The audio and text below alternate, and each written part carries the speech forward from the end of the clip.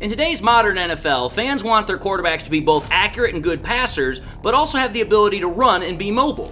Well, Aqib Talib just had a very profound statement talking about quarterback Jared Goff about how he is bringing an old-style mindset of play to this new era. We're going to talk about it, so stay tuned. What are we? What makes us what we are and what we're going to be? It's grit. It's what we started with last year, guys. Doesn't matter if you have one ass cheek and 3 toes. I will beat your ass. Can definitely compete with the big dogs. 10, 5, end zone, touchdown, Detroit Lions. You guys are unbelievable, man. I'm telling you. We are driven by Detroit. Hello, Detroit Lions friends, fans, and family members. Welcome on back to yet another episode of MCM Motor City Mania. I'm your host, David T. Pike. And as always, we're diving on in. My friends, I'm just going to get this out of the way right now because I know that somebody's going to ask this because it was already asked in the last time I particularly was, wearing these. As you can clearly see, I'm wearing a glove with this hand and I've got 2 compression sleeves on my fingers on this hand. Pretty much what's going on is I'm having pain in my joints, in my hands. I also have pain in my toes. For lack of a better word, I saw my doctor and they pretty much are saying that it's some sort of early onset arthritis. They don't know what type it is yet, but they are going to test me and see what I potentially may or may not have. But that's why I'm wearing these. It's not a fad thing or whatever, or something that I'm trying to do for the show. It actually is for a medical reason. So, with that having been said, there's other stuff that I'm probably going to have to change up a little bit about how I present myself while on, the show. Anything extreme, but I just wanted to let you guys know what was actually going on with this. Having said that, let's actually get into the content here. When it comes to football, everybody, we all know that there are 3 units to the football game. You have offense, you have defense, you have special teams. Each one of those units has got 11 men to it. Now, everybody knows that every particular unit has a very important part and a very important function to the game. However, not all positions are created equal. Because by far and in large, the most important position on the field is the quarterback position. It is the team, that right there is the one position that teams, organizations, fans, they can literally search for years, decades even, trying to find a good quarterback. Now, if you want to even take it even a step further, trying to find a franchise quarterback, that's something that some organizations have absolutely failed miserably to find.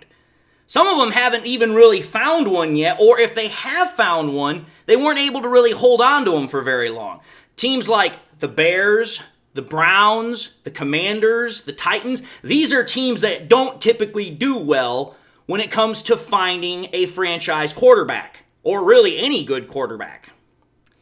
Now, as for the Detroit Lions, we as a franchise, we as a team, we have had both our share of great quarterbacks and we've had our share of not so great quarterbacks.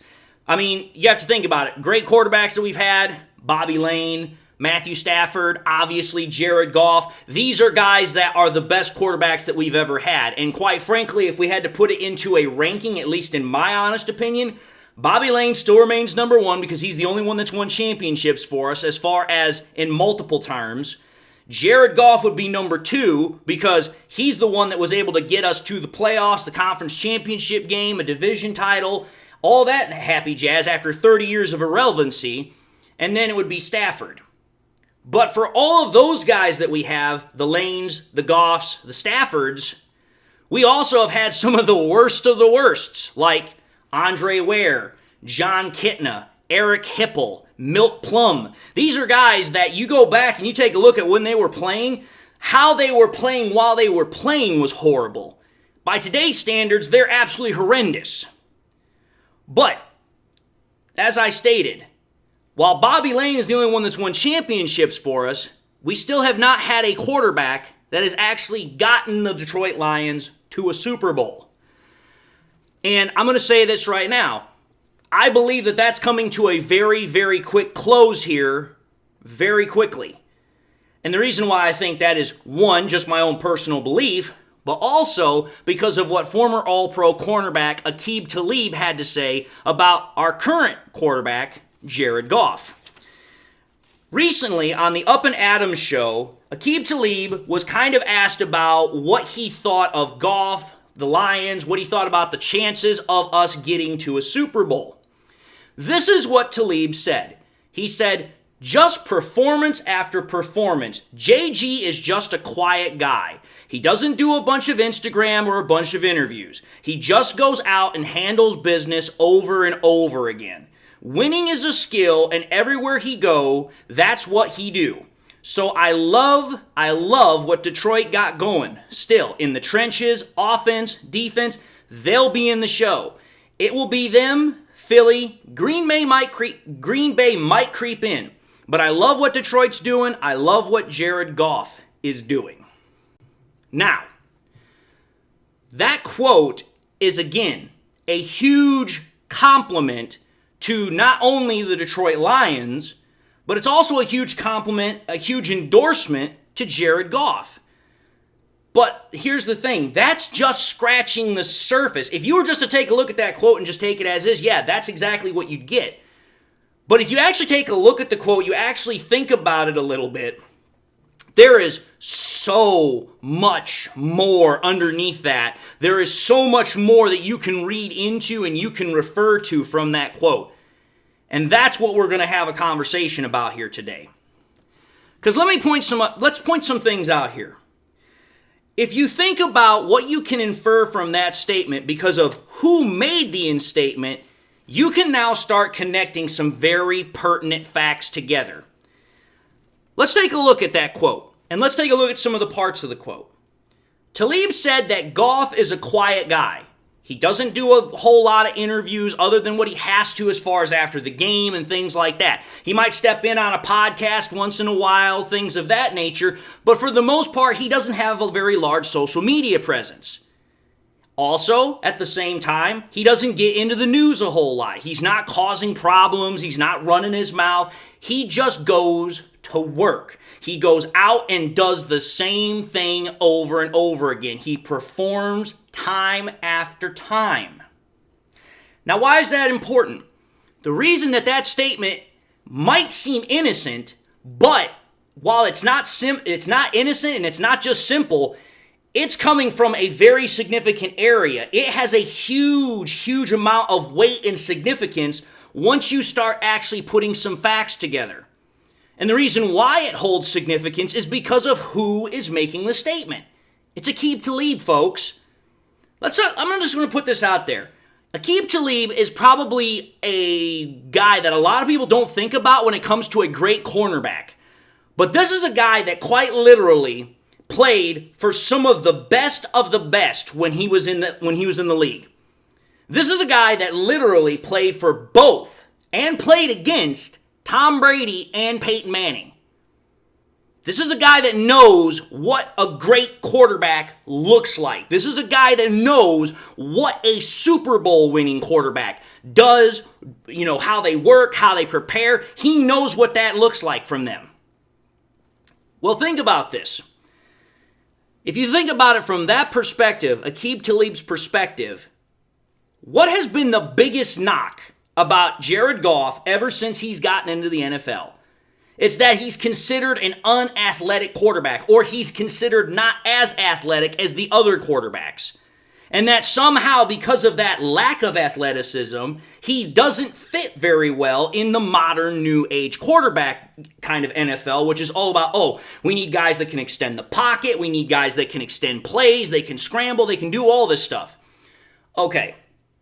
The problem is that statement is a bit of a misnomer. One, Jared Goff is athletic, otherwise he wouldn't be in the NFL. Number two, while Jared Goff might not be the most fleet of foot, he's not a Lamar Jackson or a Justin Fields, he still can run, he still can scramble, and we've seen him actually do it quite a bit this year where he's picked up solid yardage on the ground. But the point of the matter is that while Goff doesn't fit that kind of a parameter, that kind of envisionment that fans want their quarterbacks to be right now, at least the majority of them, here's what's funny. is that while Goff has not fit into that, he's continued to defy the wisdom that a lot of people in the NFL thought should be the standard. Because think about it. What is Goff? He's a pocket passer. Pocket passers are kind of going the way of the dodo bird in the NFL. Everybody's wanting that guy that can kind of play both. The problem is you're not going to find a whole lot of them. But what Goff has been able to do is he's been able to take that pocket passing role that he has, and he has been able to take it from the moment he's gotten into the NFL from a good level to now he is thriving to a great level. I would say almost a Hall of Fame worthy level. Let's take a look at this, folks. Let's take a look, since we're talking about Aqib Talib here, and we're talking about his involvement and knowledge of what a great quarterback is. We're going to talk about Goff in his statistical outputs versus Manning's and versus Brady's. And when I speak Manning, I mean Peyton Manning, not Eli. So let's think about this. Let's go to the active quarterbacks as of right now since 2016. So they have to have been active in 2016 and still active right now. Since 2016, Jared Goff's career numbers are as follows as I put them up on the screen. He has the 11th highest completion percentage out of all active quarterbacks, the 3rd most passing yards, the 10th highest average per throw, the 7th most passing touchdowns, and the 13th best passer rating out of all active quarterbacks since 2016. So that's including both his time with the Rams and his time here in Detroit. Well, if you think about it right there, Goff is in a pretty good spot. He's got 3 rankings that are in top 10. One of them's in top 3. And he's got one other that's just outside of top 10. And the other one's kind of just hanging around there. But those are damn solid numbers. Well, what has Goff been doing ever since he's gotten here to Detroit? Oh, remember how I said Goff started out good while he was with the Rams? Ever since Goff has gotten here to Detroit, he has hit a whole nother level. Here in Detroit, since 2021, in comparison to all other quarterbacks that are active, he has the 7th highest completion percentage. He has the 4th most passing yards. He has the 8th highest pass average per throw. He has the 5th most passing touchdowns, and he has the 6th highest passer rating. Those right there are all top 10 numbers. For the last 4 years, Goff has been producing at a top 10 level. Now, obviously in 2021, that wasn't the case. But the numbers over the entirety of that 4-year period, that's what they're saying. Now, those are all impressive numbers. Don't get me wrong. Those are great, great numbers.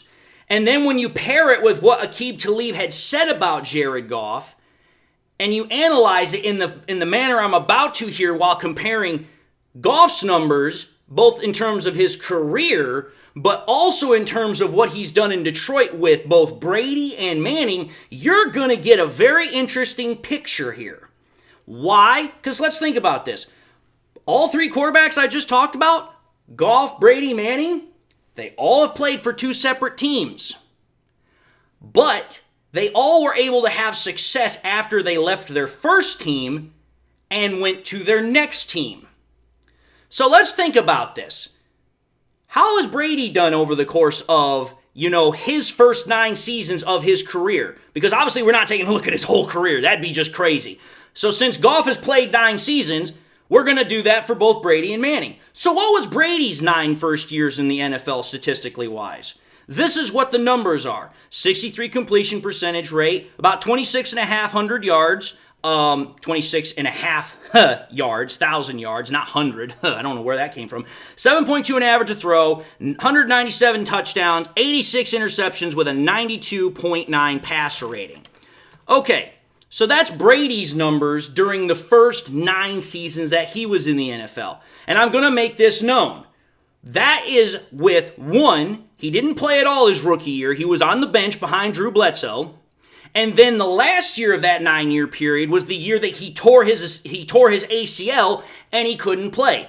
So 2 of those 9 years, Brady did not do really much of anything. So that has to be factored in when we're taking a look at those numbers. But what about Brady during the last 3 years he played, which was with the Bucs? I know Goff has played 4, but Brady only played 3 with the Bucs before he was done. So that's going to be a little bit different because Manning played 4 with the Broncos. So that's also going to be a little bit different. But still, look at the numbers. In the last 3 seasons that Brady was with the Bucs, 66.7 completion percentage rate, about 14,500 yards, 7.1 average per throw, 108 touchdowns, 33 interceptions, with a 98.1 passer rating over those 3 years. Which, oh, by the way, also included a Super Bowl trip and a Super Bowl victory.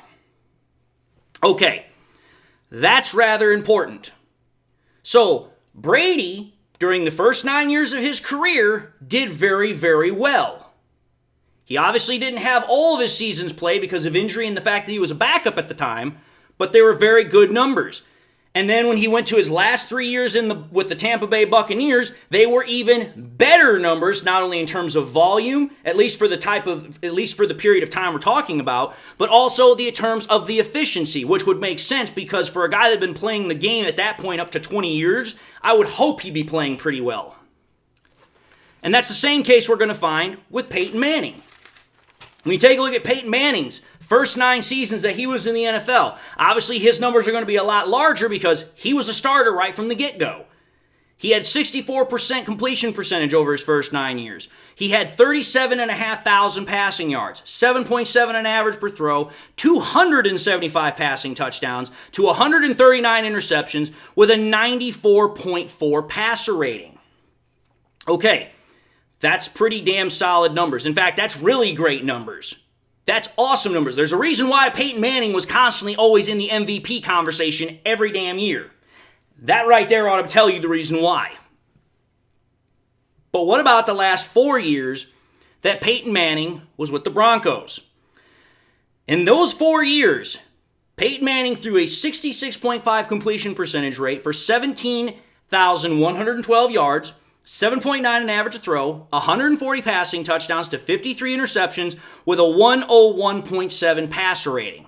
Now, that all sounds great, grand, and glorious for Peyton Manning. But, again, for anybody that remembers, 2015 was not a good year at all for Peyton Manning. In fact, it was the worst year of his career. It was even worse than his rookie year where he set the record for the most interceptions thrown by a rookie. The last year he played, I think he threw like 9 touchdowns to 17 interceptions. Absolutely unheard of for a guy of his caliber. But, as we all knew, he was dealing with a lot of injuries. His body was starting to fail him, which was why after he won that Super Bowl with the Broncos, and the Broncos kind of won it for him through their defense, he knew enough was enough. So, okay, we've taken a look at the first 9 seasons, or career for the case of Goff, and we've taken a look at the 4 to 3 years, as is the case with Brady, when they went to their second team. Now, here's what I'm going to do for you. I'm going to put this up on a spreadsheet here, and I'm going to try and get you guys to understand something. When you take a look at the data, what you're going to notice is that obviously Peyton Manning in both the second team period, so the 4 years or 3 years as the case with Brady, or over the first 9 years that they're playing, he statistically outpaces everybody. The only exception in that case is completion percentage because Goff completely outdoes everybody. Again, when you take a look at all this, what you're going to notice is that Goff's numbers are pretty much right smack dab between where Brady's numbers are at and where Manning's numbers are at. But again, putting the disclaimer out there, that's because 1, Brady played 1 less season with his second team than either Manning or as Goff has right now. And because Brady didn't play his first year because he was a backup, and because in his 9th season, he was out the whole year with an ACL tear. So again, that does factor in. But those are things you can't control. So even though I factor it in, it's kind of irrelevant to the conversation because when you play and how you play is what matters. So the fact that Goff's numbers are right smack dab in the middle between Brady and Manning, that's a very interesting thing to talk about here. And here's the reason why. If you take a look at it, what is something that all these quarterbacks share? Number one, all the quarterbacks have been to a Super Bowl. Now, obviously, by the time, Brady and Manning had gotten to their 9th season in the NFL, I believe they had been to multiple Super Bowls. I might be wrong about Manning on that, but I know Brady had been. But all 3 quarterbacks, they were pocket passers. All 3 quarterbacks were heavy on work ethic. All 3 quarterbacks are heavy on work ethic, and they're heavy on preparation. And on top of that, they are all successful franchise quarterbacks. Think about it. These are guys that even though they were with one other team at another point, once they left that team, they continued to have the same success that they had had with their previous team. Now with Goff, obviously, by the time things had fallen off to where they were, that was more because of McVay pretty much, saying he was done with Goff. It wasn't because Goff had suddenly, all of a sudden, forgotten how to play the position. It was because his coach was screwing him over. But what's truly interesting, other than the fact that all 3 of these quarterbacks share those things, all 3 of these quarterbacks are highly successful statistically, is the story behind all of it. Again, another similarity, at least between Goff and Manning, they're both number 1 overall draft picks. But they've also shown that over the course of their career that they have a penchant for developing talent. Think about it. Who did Manning develop? Marvin Harrison, Reggie Wayne, Dallas Clark. He also helped develop, Julius Thomas into being a great tight end for at least 1 year. Freaking made Demaryius Thomas look good for a couple of years. I mean, the point I'm trying to get at here is these are guys that when they got wide receiver talent, they were able to do stuff with it. They were able to make them better. Because, let's see, who has Goff developed? Josh Reynolds, Cooper Kupp, Sam Laporta, Amon-Ra St. Brown, Jamison Williams. I mean, the guys developed quite a lot of great players. So that's something that makes both Goff and Manning unique from Brady because Brady never really developed guys. The only guys that you could say he really developed were Julian Edelman and really Rob Gronkowski. That's about it.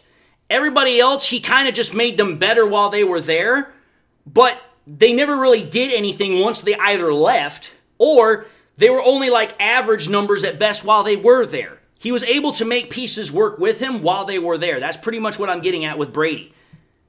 But with all of these guys, what I'm trying to get at here is that, as Talib pointed out, Goff just does everything the same way. He goes about his business the same way. He goes about preparing the same way. He practices. He goes over the little things all the damn time.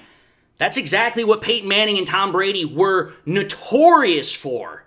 They did that every single time. They were meticulous about going over the stuff. Goff's the same way. Goff just goes to work. He's not letting anything else distracting him. He just goes to work, just like Peyton Manning and just like Tom Brady. And the proof, as they say, was in the pudding with the statistical production, with what they were able to do with both of the franchises that they've played with. This then leads me to piggyback really quickly off of Talib's next statement. Winning is a skill, and Goff does it everywhere he goes. Again, like I just said, all 3 quarterbacks went to 2 separate teams. They were with their team that drafted them, and then the team that they finished with. Well, all 3 of them had success both areas.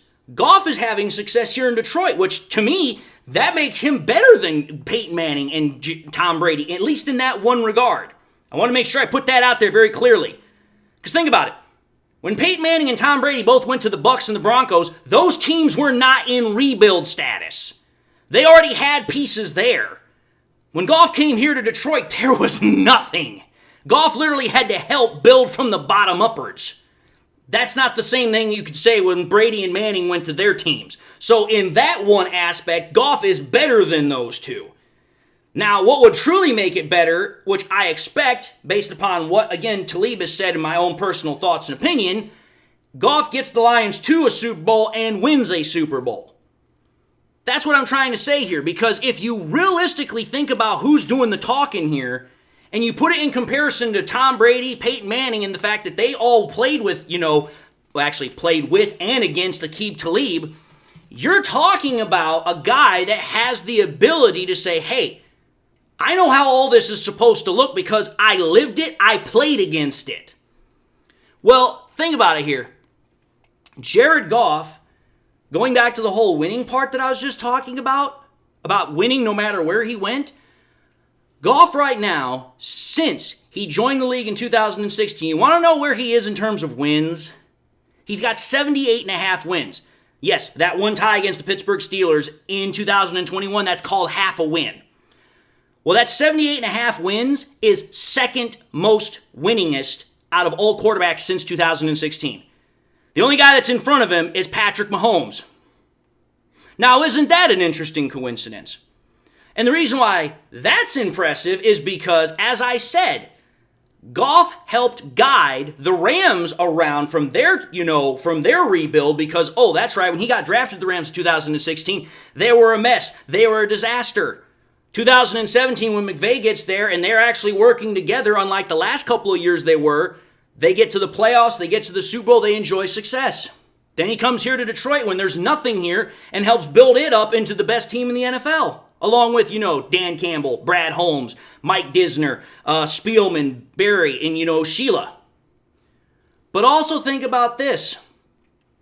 Goff is also tied second out of all active quarterbacks in the postseason with wins ever since 2016 with 5. So not only is he the second winningest, quarterback in terms of regular season wins since 2016, he is tied second for most postseason wins as a quarterback since 2016. And then not to mention the fact that Jared Goff is one of the very few quarterbacks that has ever taken 2 separate teams to the conference championship game. And Jared Goff is the only Lions quarterback in NFL history to have back-to-back 12-win seasons. Only one. So, when you take a look at everything that, Aqib Talib said, and then you put it into the context and the reference of the quarterbacks he played against and played with, 2 of the greatest to ever play, it's rather interesting how Aqib Talib would make those statements, because when you take a look at the evidence that I just presented, it absolutely 100% not only makes sense, but it has a huge amount of statistical and logical backing. That's why I'm saying, even though Jared Goff is playing in the new modern era of quarterbacking, he brings an old school mindset to the game. And it's a mindset that Peyton Manning and Tom Brady were very, very successful with. Think about it. Between those 2 guys alone, pretty much for the 2000s and all the way up to the mid-2010s, that's who were the Super Bowl guys. Call me I'm wrong. I mean, Tom Brady only went to 10 Super Bowls, won 7 of them. And then you take a look at Peyton Manning, he went to 4 and won 2. Between the 2 gentlemen, they won literally 9 Super Bowls out of 14. That's a lot of damn Super Bowl visits and wins. Just saying. So yeah, I think that Jared Goff has not only the ability to win in the NFL, but because he literally falls right from the same tree, the same mindset, the same work ethic as guys like Manning and Brady, he's going to have himself a very successful time here in Detroit. I've gotten into arguments with this about people, but I think Goff could do something not only in Detroit just by being the first one to get us to a Super Bowl and win a Super Bowl. I think he could be the guy that gets us multiple Super Bowl wins. And if he's the guy that does that, now you're not just talking about him being the greatest quarterback in Lions history. Now you got to start talking about him in a much different light, a much broader one.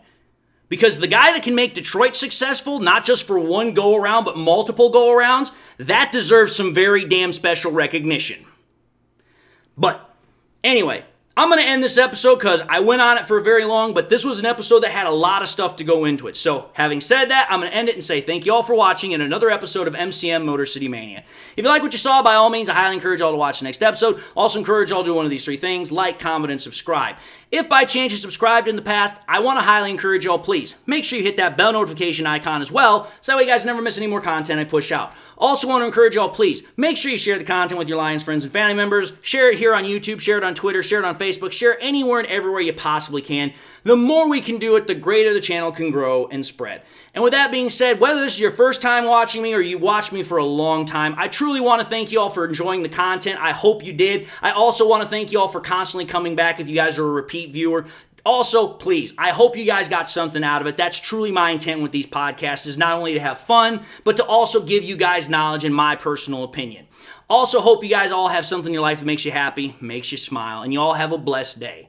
God bless you all, one and all. And until the next time we meet, I'll see you all in the next episode.